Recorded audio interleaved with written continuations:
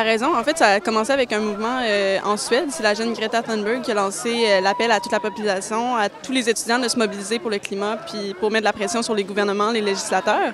Puis à Québec, on a décidé de s'inscrire dans ça en partant à l'Université de Montréal puis dans la ville de Québec aussi. Là. Donc, on organise ça aujourd'hui pour mettre de l'avant des revendications.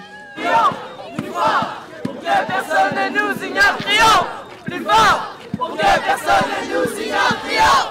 Plus fort! On a 3 revendications principales. Il y en a 2 qui s'adressent au gouvernement. La première étant, on demande d'établir des lois qui vont aller dans la direction pour atteindre les cibles proposées par le GIEC. Donc, c'est de réduire les gaz à effet de serre de 50 d'ici 2030 et puis de 100 en 2050. Donc, c'est pas rien. Puis, on en a un autre qui était par rapport à...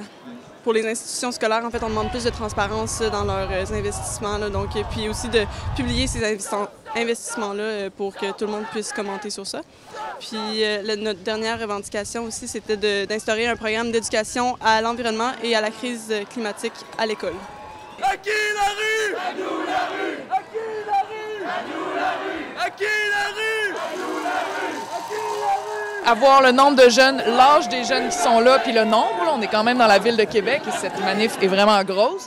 Ça me fait penser que dans 10-15 ans, ou peut-être avant, l'histoire va changer de cap, c'est sûr. C'est des choses qu'on n'a jamais vues à un tel stade avec autant de jeunes. Puis il y a des personnes, il y a des aînés qui sont là en train de dire « unissons-nous à travers les générations » puis qui veulent voir la planète perdurer.